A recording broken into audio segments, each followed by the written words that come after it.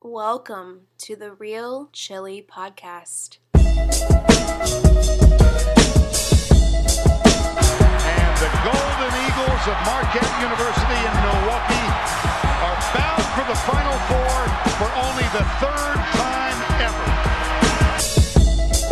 5 seconds left. Marquette down by one, trying to avoid the upset. Blue the drive, the left hand. It's good. 1 second to play. Vander Blue has put Marquette in front by one. And I want to win every day as basketball players, as students, and I want to win every day, most importantly, as people. Welcome, ladies and gentlemen, to the Real Chili Podcast on a rainy, cold, ugly, early March day. I got Pete Mohan on the other end of the line here. And Pete, just earlier today on a text message chain, you predicted this outcome, a 66-60 loss for Marquette at the hands of Creighton in Milwaukee. Pete, I didn't believe you at the time. You said your spidey sense was tingling, and it turned out to be true. Oh, yeah. Always happy to predict a loss and come out correct. You know, I got something to hang my hat on. I felt smart about that. But for me, it was it was a couple things. It was the fact that it felt like we were owed some karmic exchange for the first game against Creighton. Mm-hmm. And then the fact that looking at Creighton's record at 6-9, I've kind of felt throughout the year that their Big East record has lagged behind what their actual skill level is at. You know, they are still in play for the third seed in the Big East tournament, especially after a win today. They can still achieve 500 in the conference. They're at 7-9 at the moment. So right. It's not a bad team in Creighton. And I thought that, honestly, when we played them in Omaha, that we played damn near to our best offensive abilities, and they were right there blow for blow with us. For me, it comes down to the fact that we turned the ball over too much. We still lost this game. It wasn't as much Creighton winning it. Creighton didn't even play as well as they played against us the first time. I would agree. And, folks, we're going to get into a lot in terms of Big East seeding and some of that stuff coming up here in a little bit. But obviously we're starting with Creighton. Pete, I couldn't agree more. I think if you listen to Wojo's words after the game, if you watch Marcus Howard's interview after the game, hell, if you even just watch the game yourself, this team was not prepared to play, this Marquette team.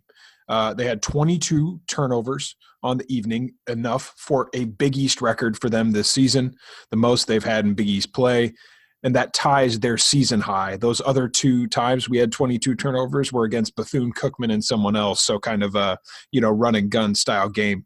This is the most they've had in a competitive game. And to your point, Pete, they still almost had a chance to win down the stretch. So I do think you're right that this wasn't Creighton just shooting the lights out, but maybe even worse, this is just Marquette looking really uncharacteristic. I don't think Creighton had the magic sauce and finally figured out how to defend Marquette. What scares me the most about this is that this seems to be on the team, on the coaching staff, that they just didn't show up. And I understand it's a long season, but at a time when you want your team to begin to peak, Marquette's not peaking right now. Yeah, they're not peaking at the moment, but there still is time to go in the season, and we still have a chance at the outright Big East title. I still think that, for me, the biggest problem is just the laziness of the passing. And yes. And I don't want to say that it's totally uncharacteristic. This is something that we've kind of brought up throughout the year, issues with passing the ball into the post, whether it's Marcus or whoever making the entry pass, maybe gambling on a pass that's a little too risky on a cut inside. A lot of times those more dangerous passes that this team makes ends up in a turnover. We're not a team that's skilled at really making those advanced level passes. And for me, the biggest problem with that is, okay, if you're not going to be crazy with the ball, that's fine, but you have to at least be fundamentally sound. And these simple 10-foot passes on the perimeter or 15-foot entry passes need to be your bread and butter. And you have to be able to execute simple passes like that on a regular basis if you want to be a good team. And it's sad that we're still talking about fundamentals holding us back at this point in the season.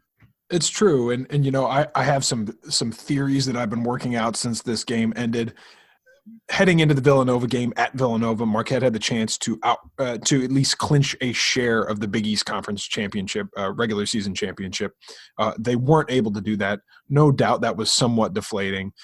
But I also think we're in a situation where finally at this point in the season, Marquette is undoubtedly, well, maybe we can doubt it now, the top dog in the conference. They were a 3 seed, top 10, at the top of the conference. They're getting every team's best shot. And you mentioned the revenge factor for Creighton.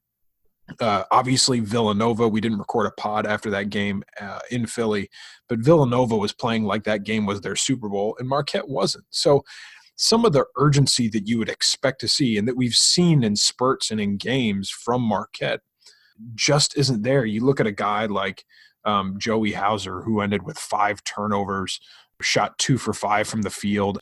There were a lot of stat lines like that, including from the Hauser brothers. Really outside of Marcus Pete, who finished with 33 points and 6 turnovers, there weren't a lot of bright spots. And really Marcus got most of his points in the first half, where I think he ended up scoring 20 or 21 points straight.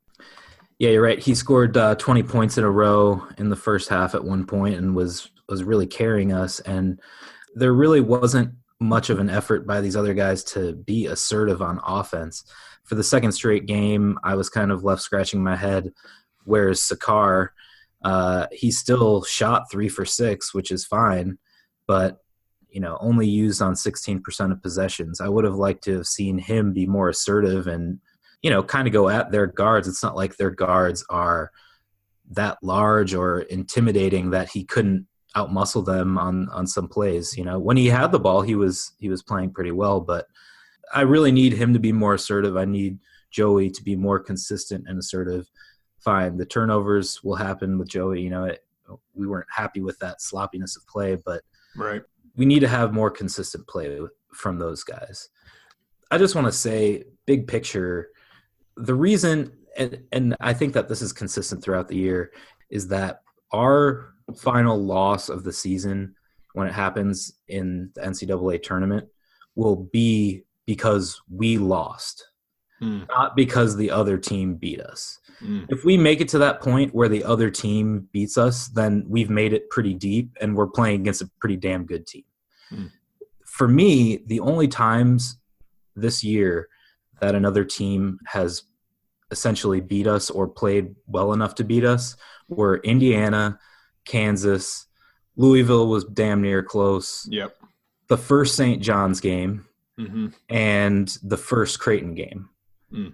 We got 2 wins out of those in overtime, but those are the 5 times that I thought another team played well enough to beat this Marquette squad.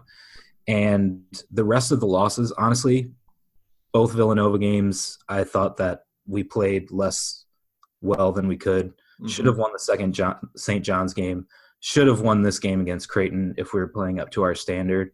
And it will shock me if we make it to the second, third round of the tournament and we lose for a reason that isn't us, because that has been our Achilles heel.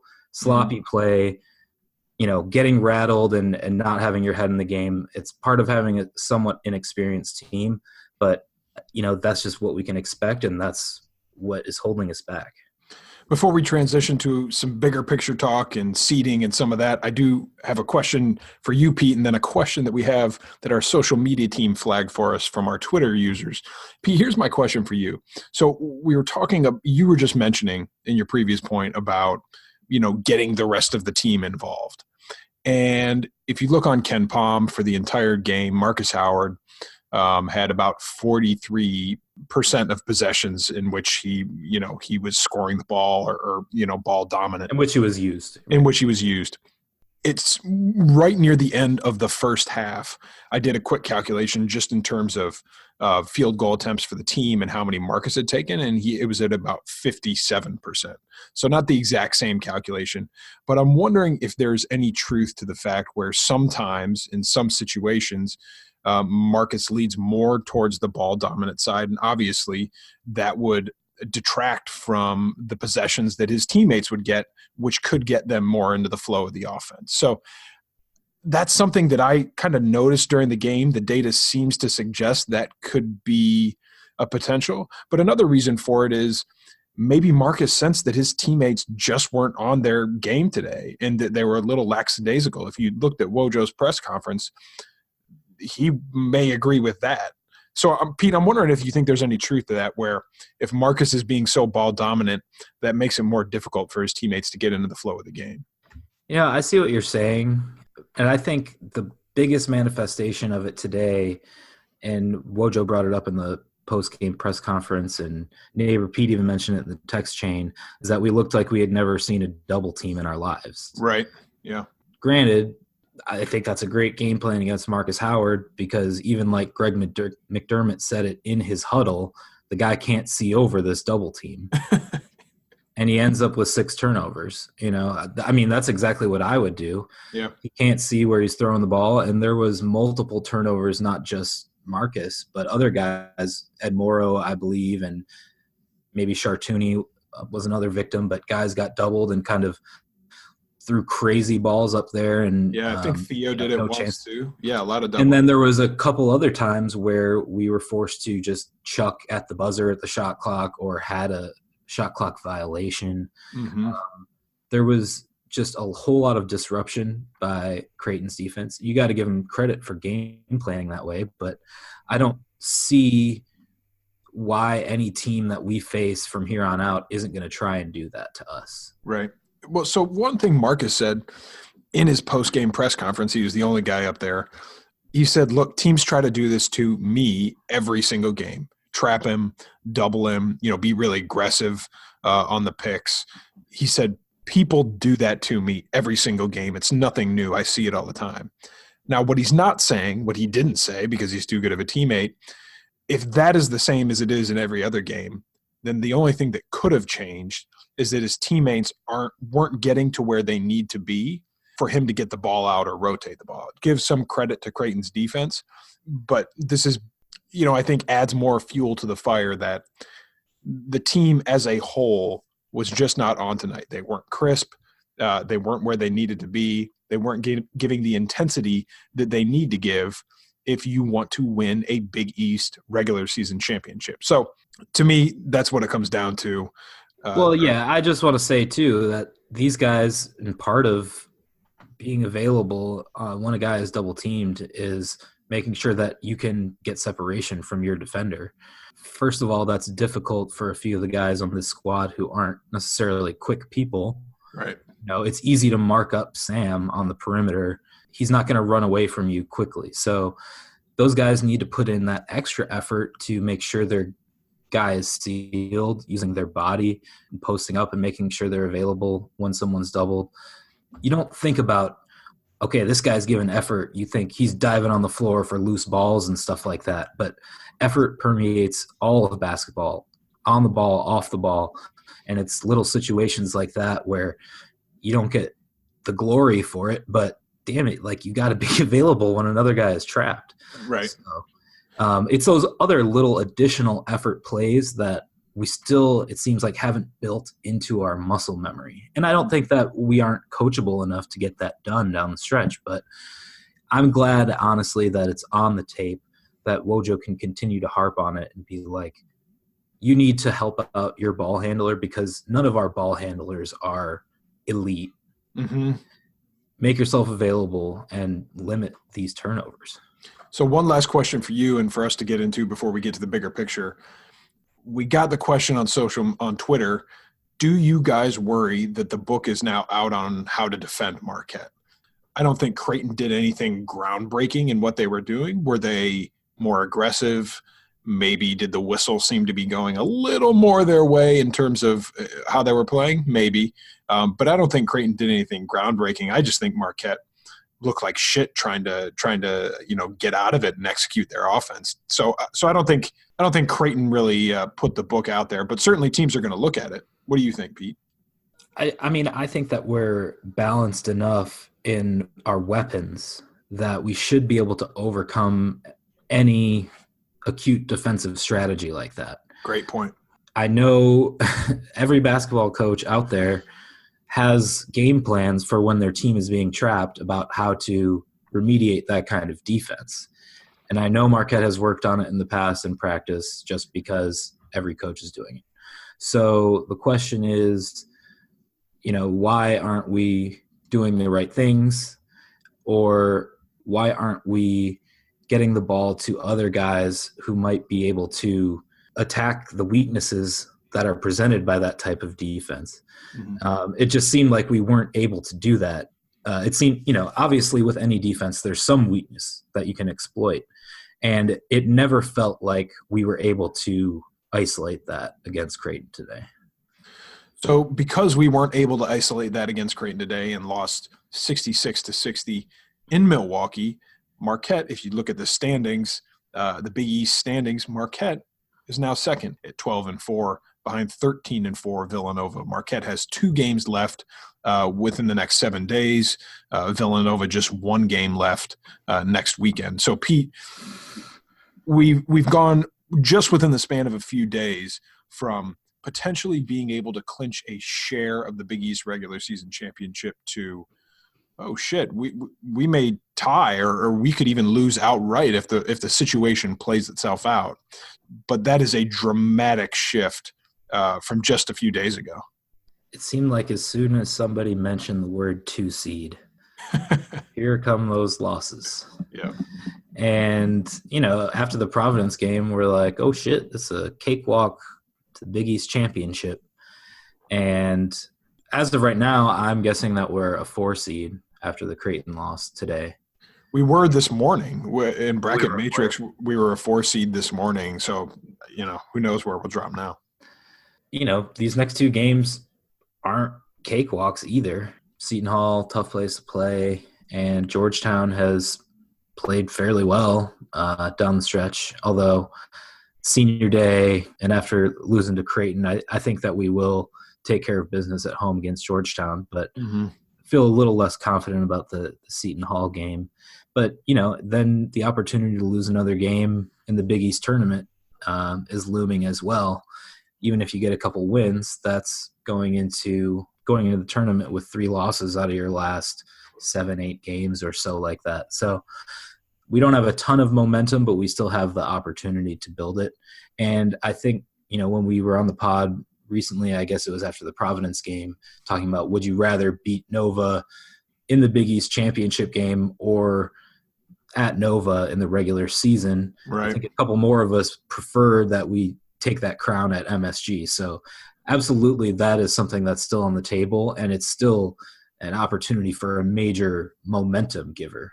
By no means is this like a death knell or anything that portends sustained issues with this team.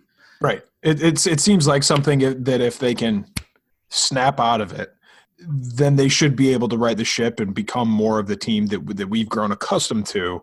This doesn't necessarily seem like a systemic thing. So I mentioned just a minute ago that the records of Villanova and Marquette, who are 1 and 2 in Big East standings, if Villanova wins out, if they win their final game, they'll finish 14-4 in the conference. If Marquette wins out against Seton Hall and Georgetown on senior day, we will be 14-4 in the conference, which would present a tie at the top of the Big East standings. Marquette and Villanova split their games this year. That is also a tie. So, Pete, after that first tiebreaker of head-to-head, we look at the third-place team or teams and what their collective record is against the teams tied for first. So give us a little bit of a sense of what that means for Marquette heading into these final 2 games. Yeah, so if Villanova and Marquette finish tied, and obviously we split our season series 1-1. So the next way that the tiebreaker works is you go down the standings and your record against those mutual opponents, how's it stack up? So St. John's is the team that we don't want to be in third place, essentially. Yeah. So as long as Xavier or Georgetown are tied with St. John's for third, then it's likely that we will have that tiebreaker and be the number 1 seed. I don't know at this point if it really matters for us. I want to ask you, actually, Mike, would you prefer to see St. John's again in a Big East semifinal? And, I really don't see us losing to St. John's 3 times, but I don't know. Out of those Xavier, Georgetown, St. John's, Creighton, if you were to play one of those 4 teams in a Big East semifinal, who would you most want to face? I mean, I think Xavier's playing well right now. I think but I do go back to the sports principle that we all learned as youth, that it's really hard to beat a team 3 times in a season. And I think that is true, but playing St. John's at MSG still scares the shit out of me. We can't stop Shamori Pons. I would prefer to avoid St. John's. I know Pete Worth said just a couple of days ago, give me St. John's in the championship game. I don't feel quite that good about it because for whatever reason, even in a tight game, St. John's has just been able to have their way with us. I don't want to see Creighton personally. Yeah. St. John's, for me, it kind of depends what their health is. Like today when they lost to DePaul with Heron not really playing a lot of minutes because of his knee injury. Right. Then they had foul trouble. That's the way to beat St. John's is get into their bench. Mm-hmm. They're a very thin squad. So if they have a guy that's hurt, I think I might rather play St. John's if they can really only go 60. Georgetown, I think that we're obviously the better team than Georgetown, and I think we have a better coach. I wouldn't be afraid of playing Georgetown as much as maybe I would with Xavier just because of the momentum that they've built. I agree. Georgetown, I was down on them early in the year in part because of their coach, but I think they have improved, and they aren't necessarily the bottom feeder that I had once thought they had the potential to be. So one of the things that we've talked about here on the pod throughout the season has been, or increasingly so, especially towards the end of the season, has been the quality of the Big East. When we're looking at seeding for Marquette and other teams within the Big East, how many teams the Big East is going to get into the NCAA tournament, one of the questions that naturally comes up is the quality of the Big East Conference this year. And I think if any of the listeners or if I had my druthers, I'd say, it's not that great this year. You have a couple teams at the top, and then the rest is kind of just a mosh pit beneath it. But Pete, you seem to think, based on some research that you've done, that isn't necessarily the case, and maybe it could be the exact opposite. Well, certainly I think that no one will dispute the fact that the top of the Big East is down from previous years. The analysis that I pulled is more on the floor of the Big East, though, which, as my research will show, is at historical highs. The floor of the Big East has never been better. And in fact, the teams have an opportunity to do something that has never been accomplished, even going back in the Big East to the old Big East, meaning 2006 or whatever. Right. No Big East conference has ever had an entire roster of teams finish at 500 or better overall in their record. Mm-hmm. I'm not talking Big East record because obviously that's impossible. Right. But for their team's record, and we have the opportunity to accomplish that. There are 2 teams, Butler and DePaul, who are 1 game over 500. They have the opportunity to fairly easily come in at 500, which I think is an astonishing accomplishment for the Big East to continue to improve the second half of the Big East. Right. DePaul over the last 2 years has been greatly improved, and I'm going to hit you with the numbers here. So, all right. Since 2014, the first year of the newest edition of the Big East, for teams finishing at 500 or below, we've averaged a cumulative amount of 19 games under 500. This year, no one. Actually, last year was the second best, in which there was only a cumulatively 10 games under 500 by those teams, them being St. John's 1 game under 500 and DePaul 9 games under 500. So additionally, typically we see on average 2.6 teams under 500 every year. This year, none. And on average, the low KenPom teams rating overall is 165. This year, DePaul is 110. Last year, they were 99. So really seeing some positive trends. If you want a weather analogy, Scott. Please, love it. When there's a hurricane approaching the continental United States. Batten down the hatches, baby. Batten the hatches, but sometimes the public can be confused when they see, oh, this hurricane was a 5, and all of a sudden overnight it went down to a 3. But it wasn't that the hurricane was weakening. It was going through what's called an eye replacement cycle, in which the hurricane is actually strengthening.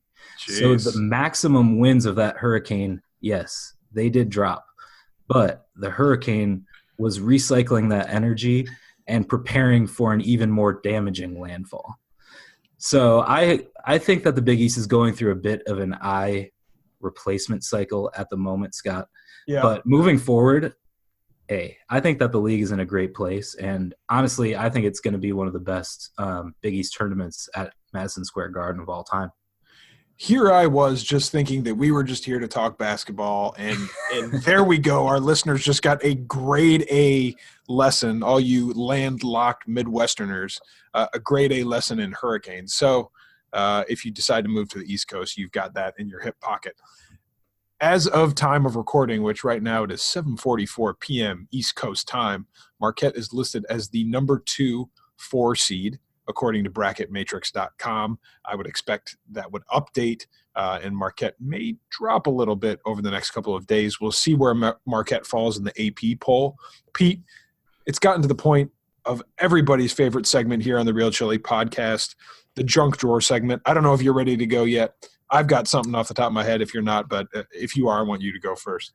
Well, I'm not quite ready, but I do want to throw one more stat from that last thing that I forgot to mention. Yep. So the best ever Big East record amongst last place finishing teams is 4-14. And that continues all the way back through 2006. That's the best last place record. And this year, at the least, someone will have 6 wins, which is a 50% increase over the all-time record. So there's your completed data on our Big East increase floor. And if you want to get into more stats and data with Mr. Peter Mohan, just add us on Twitter. We'll hook you up. All right, so my junk drawer is about one Henry Ellenson, who had a terrific freshman season, the only season at Marquette, and made his way to the Detroit Pistons. After a little bit of time away from the NBA, Mr. Ellenson now finds himself, after the expiration of a 10-day contract with the New York Knicks, signed through the end of this NBA season with the Knicks. Henry had a couple of back-to-back 13-point games against the Magic and the Cavaliers. Although I didn't see the game, seems to have demonstrated that he is worth a contract for the end of the season. So congrats to Henry Ellenson. That's a big deal for him. It gives him a lot more time to demonstrate his worth to that team. I'm sure he's grown up a lot, but also puts him in contention to play with KD and Kyrie and God knows who else, maybe Zion next year. So really exciting news for Henry. So that's what I got for my junk drawer. As a Pistons fan, I think it's a shame that Henry didn't work out. Mm-hmm.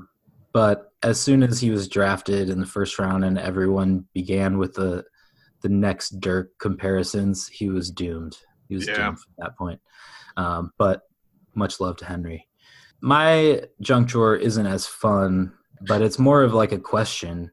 You know, and this is kind of a question. Actually, maybe we parlay this into a poll here. All right. But I just want to talk about any Marquette fans out there who are thinking about going to see the team in the NCAA tournament. Shout out all the different sites to get the wheels turning. I love this. What are they?